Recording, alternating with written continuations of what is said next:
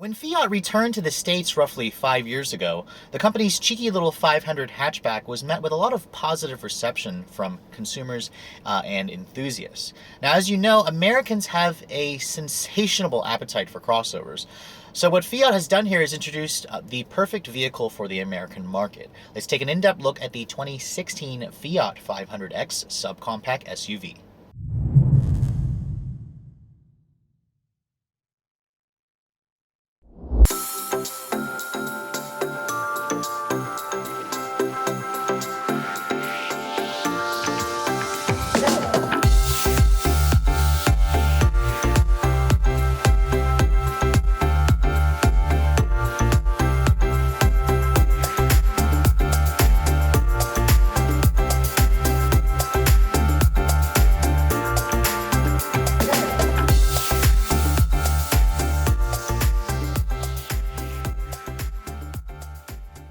Now, when Fiat returned the 500X for the 2011 model year, it was essentially the perfect vehicle to reintroduce Fiat to the States after a 26-year hiatus. Now, of course, with microcars like that, they're kind of a little bit of a fad in terms of sales, so Fiat has seen their sales for the vehicle really taper off in the last few years. However, to mitigate that and to ensure the company stays profitable here in the States, the company is introducing, honestly, the perfect vehicle for the States. This is the 500X crossover SUV. Now, think of it as basically just the 500 hatchback with an extra set of rear doors and lifted to give Americans that higher seating position that we love and make the availability of all-wheel drive a possibility. So those of you who live in the snowbelt states can definitely add a Fiat to your list. Now you can see the design of the 500X looks very identical to the cheeky little 500 hatchback. You have the same bubbly front end with the circular headlights, the circular fog lights at the bottom, the signature Fiat grille. Now in terms of the actual size of this car,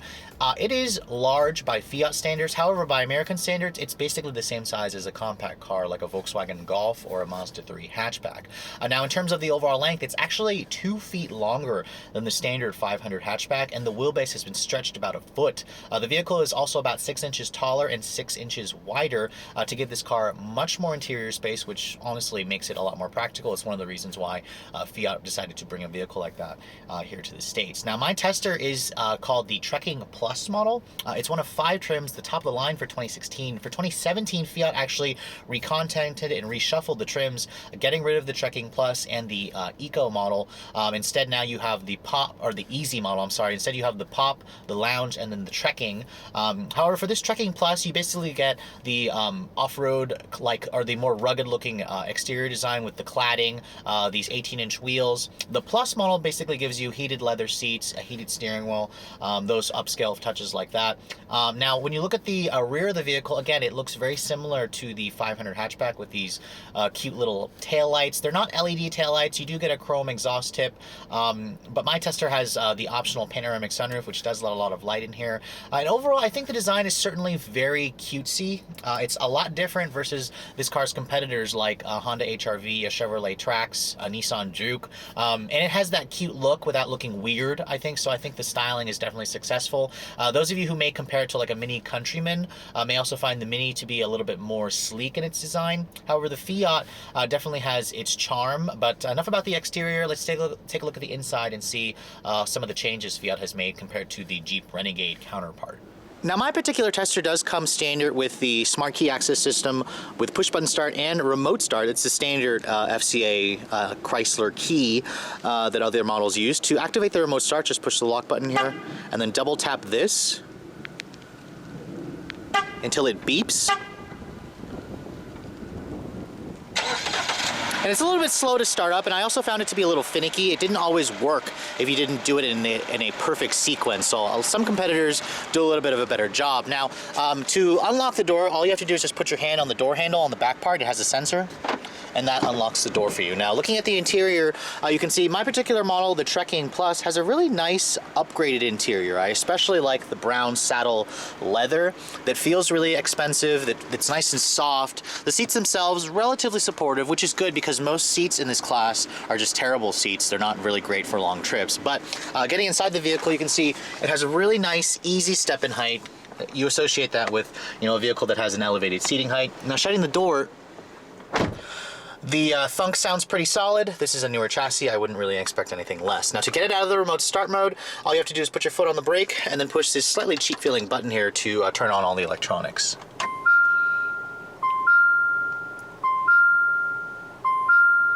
You can see the gauges do a nice sweep. You have an LCD screen in the center with your digital speedo, traditional analog tach and speedo to your left and your right. Now looking at the overall interior quality of this vehicle, it's surprisingly good considering the price point. The dashboard is all soft touch. Stuff in here fits pretty well. There is a little bit of a cheap feeling plastic here on this part of the dash, but it looks okay. It's just when you touch it, it doesn't feel all that great.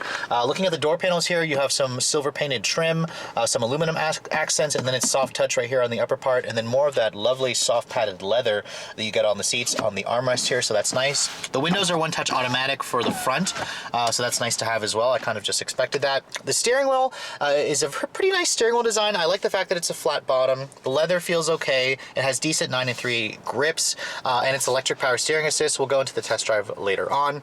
Now coming to the head unit here, I mentioned in my Redline first impression that I really like the head unit. It's pretty easy to use. It's Chrysler's Uconnect system. However, it's not quite as good as the 8.4-inch screen that you get on the other models because they kind of had to limit the size with this screen. It doesn't quite have the computing power. It doesn't have Android Auto and Apple CarPlay. The newest versions are just starting to get that. But you can see here, everything here is pretty logically laid out. This is your audio screen here. The buttons here are a little bit smaller when you're going to go to their presets because of the smaller screen. But when you go to the nav setting here, you can see the map is basically just a Garmin navigation system. Inputting a destination is relatively easy to use. It's simple. It's not going to overwhelm you if you guys aren't used to technology. And overall, I really like the layout in here. You have a volume knob, a tuning knob. All your buttons here for all your sources are just well labeled down here. It's pretty easy to use. Your climate control here, it's a dual zone automatic climate control system. And another thing my tester has is heated seats and a heated steering wheel. That's really nice to have, especially during the cold, chilly fall mornings. But most competitors don't have the heated steering wheel part, so that's a really nice feature as well. Now, coming down here, this is one of the things I talked about in my Redline first impressions. It's the 9-speed ZF automatic. Now, you can get a 6-speed manual on the 500X, however, you are limited to front-wheel drive and the base engine. The base model, the base pop, which honestly there aren't very many of you that's going to buy that model. So you're going to be dealing with this 9-speed automatic. It has the traditional shifter with the PRND. It has a manual shift mode. No paddle shifters at all on the wheel. We'll go into the driving dynamics later on. I'll show you just what I mean by the transmission. Putting the vehicle into reverse, you have a nice backup camera with trajectory, distance markers. You have rear parking sensors on this particular one, so it's pretty nice. I mean, honestly, this is a pretty small vehicle. I don't really feel the need for it, but the visibility in here is also pretty good. This right here controls your drive mode selector. On the top part here, this is the automatic setting. Twisted to the left here, this goes into a sport setting, and then twisted to the right, again, you're going to go into like a low traction setting, which most of the times I'm going to leave it in the automatic mode. The sport mode, what I just found it did was just the transmission constantly wanted to leave it in its top gear or lower gears, which made the engine rather rude and annoying. So we'll talk about later that in the driving dynamics. The seats, again, like I said, comfortable, supportive. They feel really good on longer trips for me. The armrest here is nice and soft padded. You have some storage in here, a little bit of a smaller storage area, another USB port. Your electronic parking brake is down here, and then some nice aluminum trim on the center console. You do get 2 glove boxes with the 500X, so it's pretty good in terms of storage. And then my tester has an optional big panoramic sunroof, which has retractable manual sunshades for both the front and the back. And this portion opens. This is like a $1,500 option, I believe, if you want the big panoramic sunroof.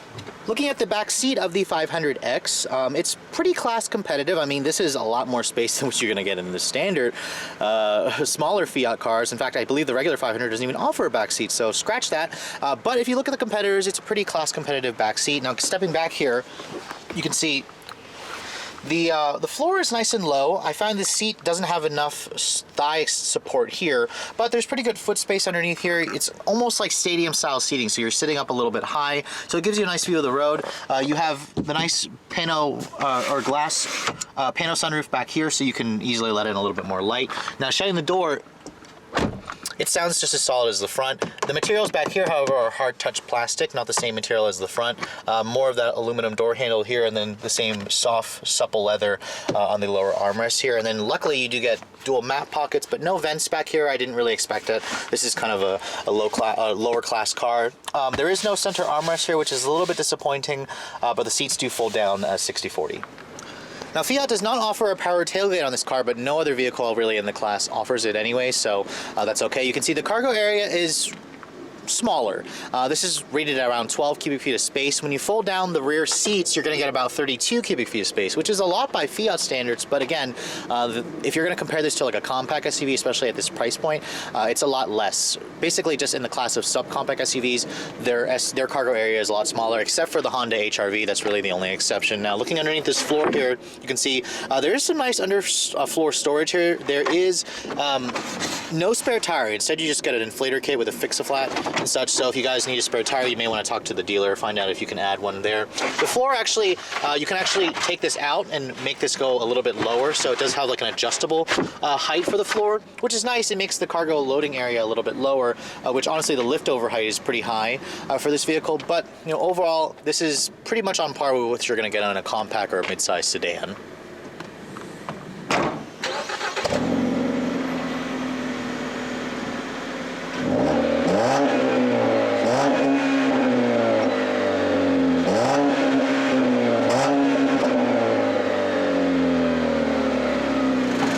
The hood of the Fiat 500X, I'm basically reminded why I hated four cylinders from 5-10 years ago. This is the company's 2.4 liter multi-air double overhead cam four cylinder with variable valve timing. Now it is lacking direct injection, even though it has a pretty loud idle from what I'm hearing here. And the numbers are actually rather competitive for 2.4, 180 horsepower, 175 pound-feet of torque. Now keep in mind, this is the up-level engine. There's also a 1.4 liter turbo multi-air engine as the base motor. It's only available with front-wheel drive and a 6-speed manual.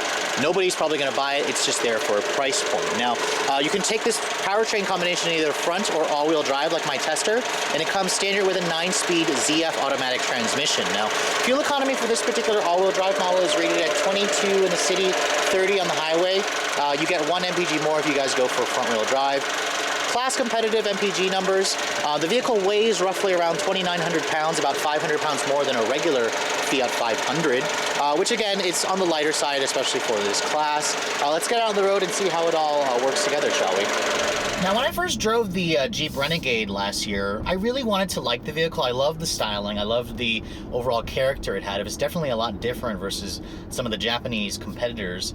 So this is my first time actually driving the Fiat version. And I have to say, I'm going to keep an open mind because I didn't like the engine in the actual Jeep. However, this car has been tuned more for the road, and I also really like the interior more than the Jeep. So let's get it out on the road and see how it all feels, shall we? Now I'm going to put the the drive mode selector into its sport setting, and let's see how she does.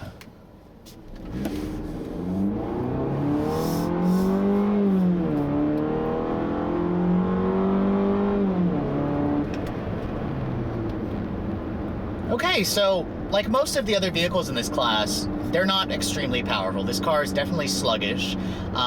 The engine is probably my biggest issue. It's the same issue I had with the Jeep. It's just a really crude engine. It just reminds me of four cylinders from 5-10 years ago for their thrashiness. And it's just really slow to rev. It feels like you're really thrashing the car, and you constantly are dipping into the throttle because this vehicle honestly doesn't have that much power, and which is weird because, you know, 180 horsepower, you think that's a good amount of power, especially for this class, and the 500X doesn't weigh that much. It's like 2,900 pounds, but it's really all let down by the transmission as well. It just kind of makes everything even worse because this transmission shifts really clunkily. It's slow to shift, and it gets confused all the time. There's just so many gears for it to pick, and when I put my foot down like part way, sometimes it'll give me the downshift into the right gear, other times it'll stumble, miss a gear, and I can literally count until it finally decides to downshift and give me more power. So it's just all a completely frustrating experience when you guys are trying to accelerate in this car.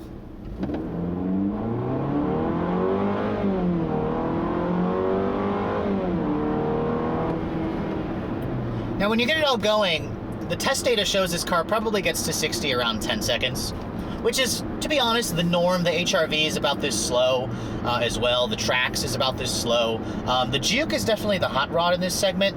And the Mazda CX-3 is not quite as quick as the Juke, but the engine's just a lot more eager. But really, you're not going to buy this to do drag races. This class, that's not what this class is all about. Now, when you are just kind of driving the 500X normally, this is where the chassis really shines. The handling of this car is surprisingly good. One of the sportier offerings in this segment. The steering is electric. It's numb in its feel, but it's really quick. The vehicle kind of just changes directions very quickly whenever you turn the wheel. And it kind of has just like a agility that you sense in the 500 hatchback. It's transported into this larger vehicle, and it's also taller.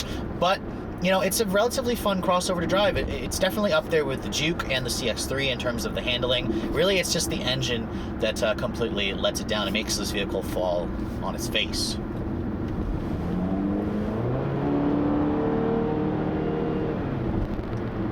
The ride quality of this vehicle is also decent. I mean, you will feel the bumps just because, you know, this class isn't really known for offering a great ride quality, but it's definitely a little bit softer than some competitors I've dealt with. And the noise levels in here, aside from the engine, is just relatively subdued. You don't really hear much in terms of road, in terms of wind noise. So it's a relatively refined vehicle in terms of the chassis, but I can't stop complaining about the engine because I really think Fiat should have went with the 1.4 liter turbo in this car just for that extra low end torque. I would have given up the horsepower to get that low end torque because you don't have to push it as hard versus this motor where you constantly have to dip into the throttle. Now I have it in its sport mode again, which the transmission annoyingly locks it out of its like top 3 gears. So it's at 40 miles an hour, it's revving at 2,500 RPM. That's annoying. So I'll switch it back to auto. It quiets down.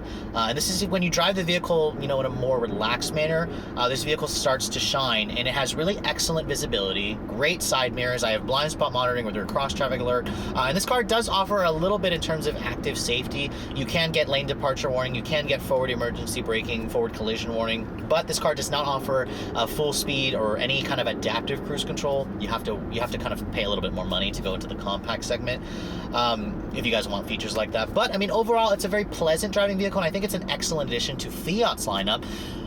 But if you're going to compare it to all the other, you know, subcompact crossovers, it does have its own strengths. But for me, I don't think this class really just does it for me. I would rather just spend a little bit more money and get a compact SUV.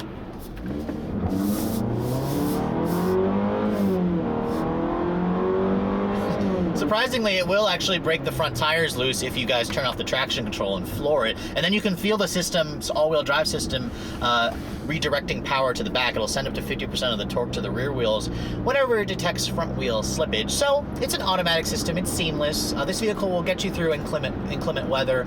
It'll also give you a nice elevated seating height, and it has a lot of charm, a lot of character while it's doing so. And, you know, like I said, the interior is nice. I appreciate these seats. They're pretty comfortable, supportive. I like the visibility. It's just a really easy car to drive.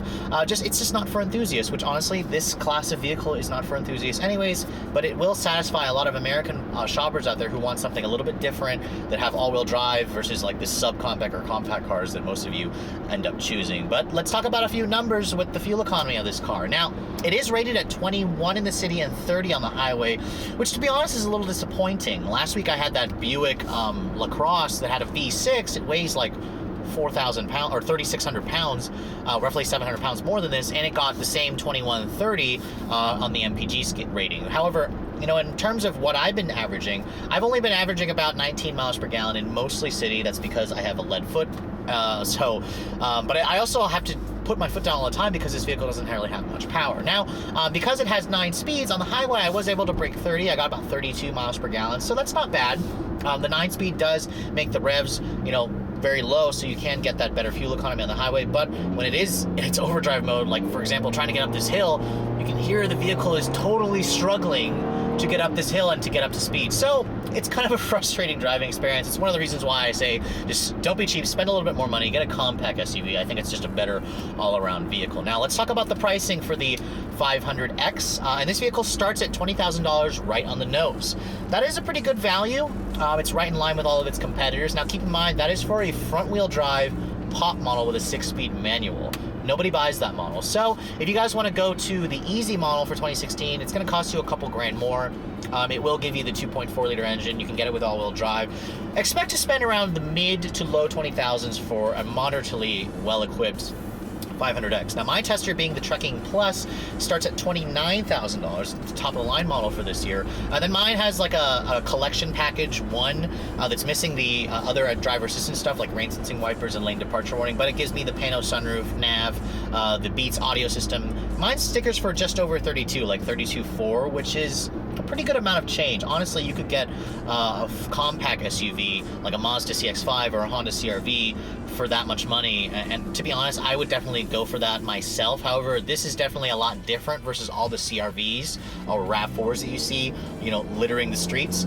So if you guys are, into that, looking for a vehicle like that, the 500X may certainly be worth a look. But anyways, I hope you guys have enjoyed my full overview of the 2016 Fiat 500X. If you're looking to see the latest cars I'm testing, make sure you follow me on Instagram at Redline_reviews, like us on Facebook, and if you haven't done so, please subscribe to the Redline Reviews YouTube channel for all the latest reviews. Thanks so much for watching, guys. I'll catch you all in the next video.